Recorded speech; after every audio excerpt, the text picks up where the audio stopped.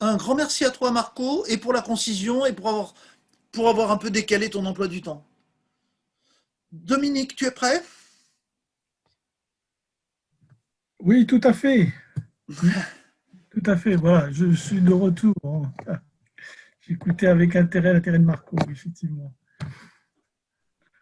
Voilà, tu peux commencer si Euh, tu veux. Merci. ok, donc j'ai la parole alors. Voilà.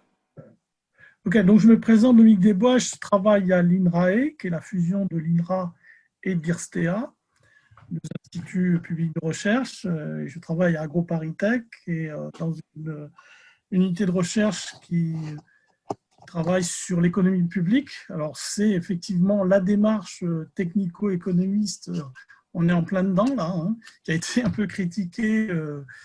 Voilà. Donc, moi, je fais partie des techniciens, je suis ingénieur en statistique et je fais partie des techniciens qui œuvrent pour des économistes, mais aussi pour des sociologues. Donc, je voulais justement, de ce point de vue-là, exposer ce qui peut être intéressant en termes de statistiques publiques et de technologie de l'information et de la communication comme support pour atteindre les objectifs du développement durable.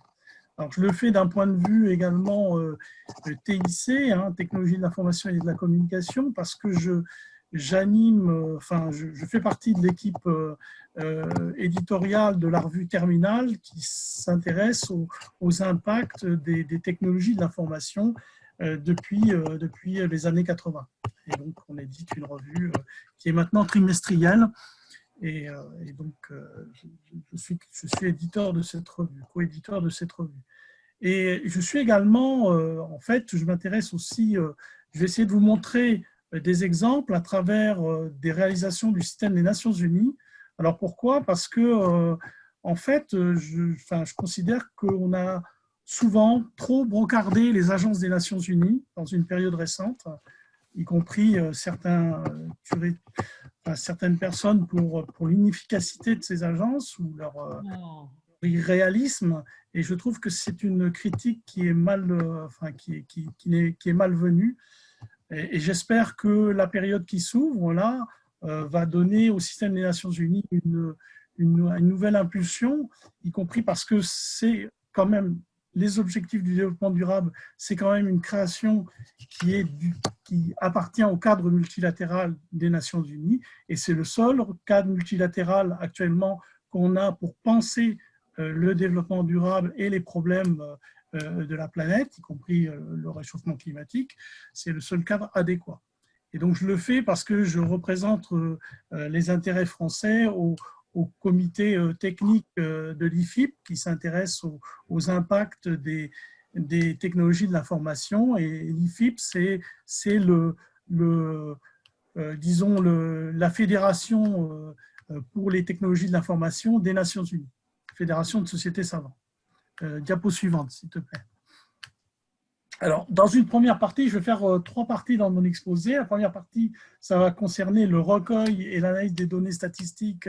Est-ce qu'elles peuvent contribuer au développement durable en posant la question?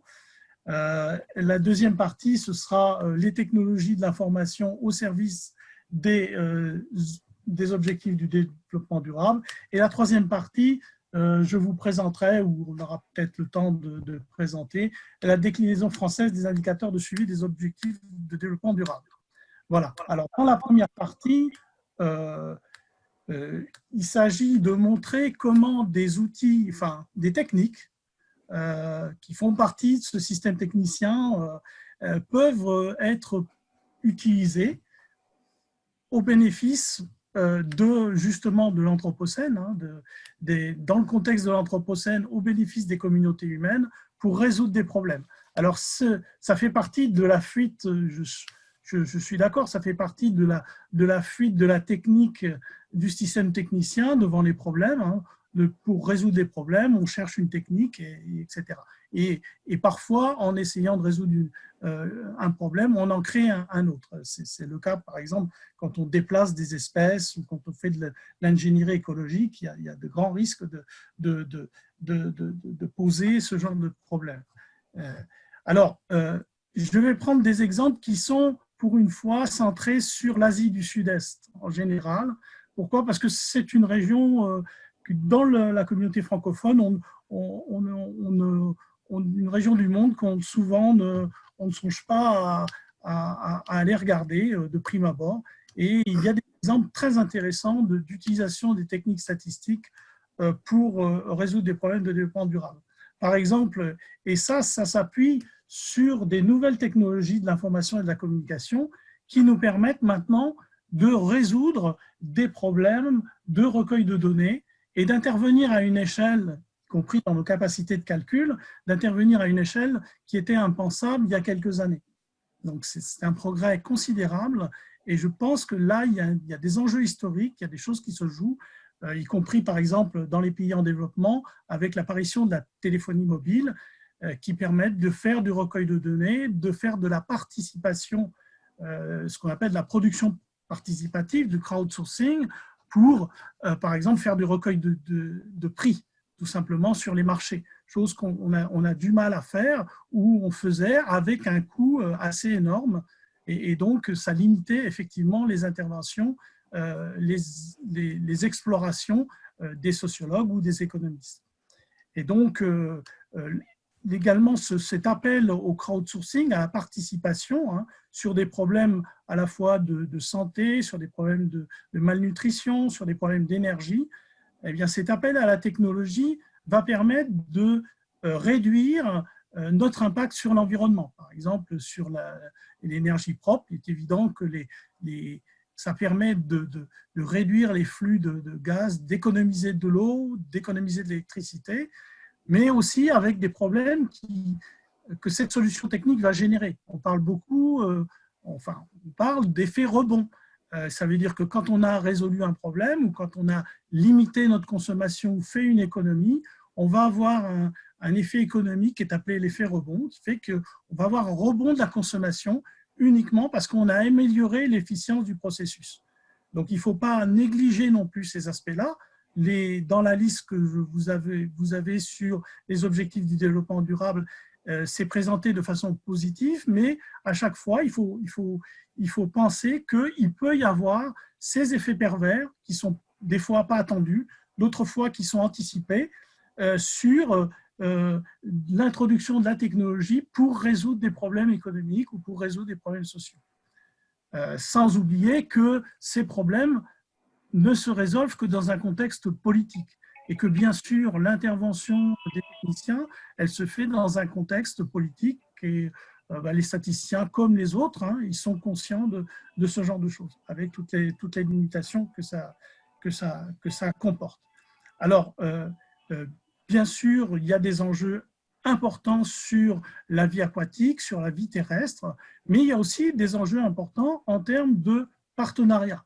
Et je pense que là aussi, on a tendance, quand je dis la statistique publique, c'est une statistique qui est au service du public. Mais ce n'est pas forcément une statistique seulement des organismes publics. Donc, il faut penser, et pour résoudre des problèmes de développement durable, je pense qu'il faut penser dans certains contextes à des partenariats publics-privés. On n'échappera pas à la mobilisation de ces partenariats publics-privés sans lesquels on ne peut pas espérer intervenir à des échelles suffisamment importantes pour résoudre le problème ou suffisamment précises pour résoudre le problème. Et les exemples que vous avez dans cette liste, là, des ODD, peuvent le montrer, que j'ai repris d'ailleurs d'un site des Nations Unies. Alors, je vais passer aux diapositives suivantes, là, qui vous montrent des exemples particuliers. J'ai 3 exemples à vous montrer en Asie du Sud-Est. Il y a un exemple, premier exemple, c'est un exemple de simulation de réponse aux épidémies, en particulier l'épidémie de la Covid-19, dans des camps de réfugiés ou de personnes déplacées. C'est évidemment des environnements où la question du recueil de données est cruciale, parce que c'est des environnements où effectivement, de façon institutionnelle, il n'y a pas de protocole de recueil de données et que le recueil de données va se greffer à la fois sur une situation des fois qui est vécue dans l'urgence, mais aussi une situation qui est vécue dans un contexte de dénuement et de pauvreté qui ne permet pas d'affecter des moyens supplémentaires souvent. Et donc, c'est là qu'il faut faire appel à des démarches participatives, le plus souvent, qui peuvent être basées sur des technologies très simples. Et donc, être capable de… Là, cette opération s'est située dans la ville de Cox's Bazar, qui est une ville littorale du Bangladesh, pour un camp de réfugiés. Et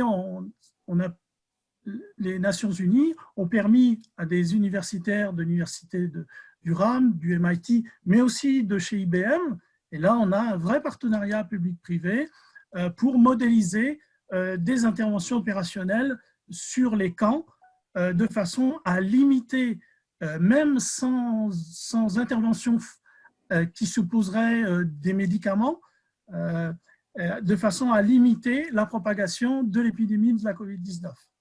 Et donc, ça a été une réussite, et à tel point que les Nations Unies envisagent de transposer ça à des camps actuellement qui sont en Somalie, qui sont gérés par le HCR.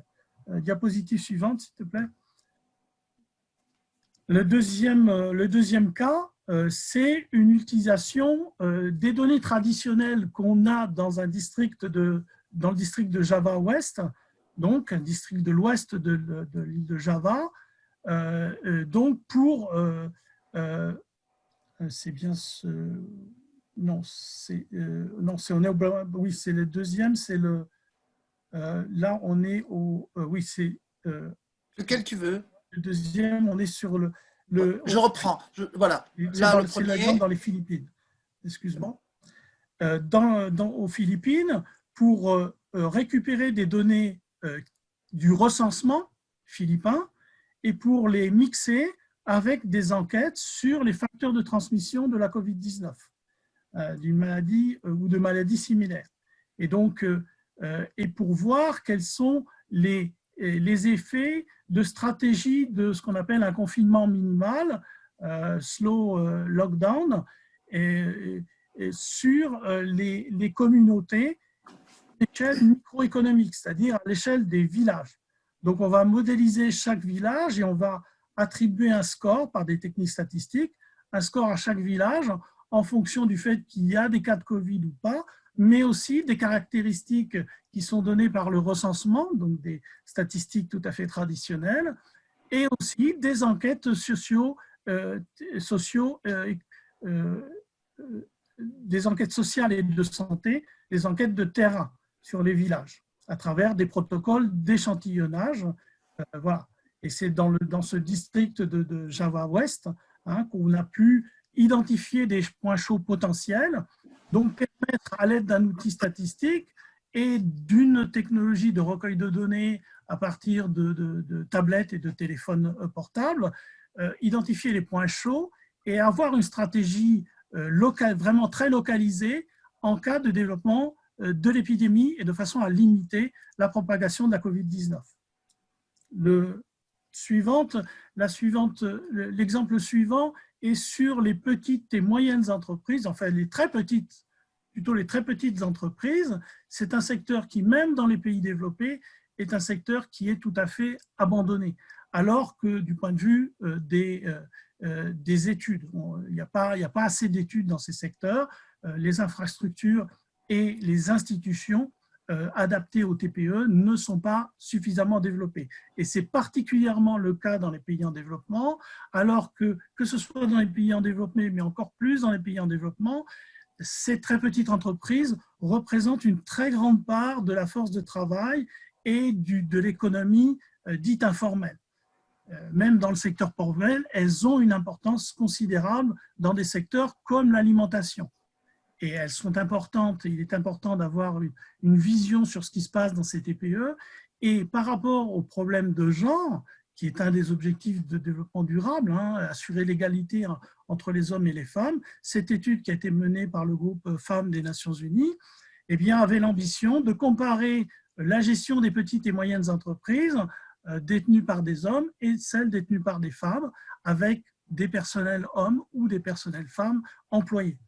Et donc, et quelles étaient exactement les stratégies d'adaptation qui étaient poursuivies par les hommes ou poursuivies par les femmes gestionnaires d'entreprises face à l'épidémie et à ses conséquences économiques de l'épidémie de Covid-19.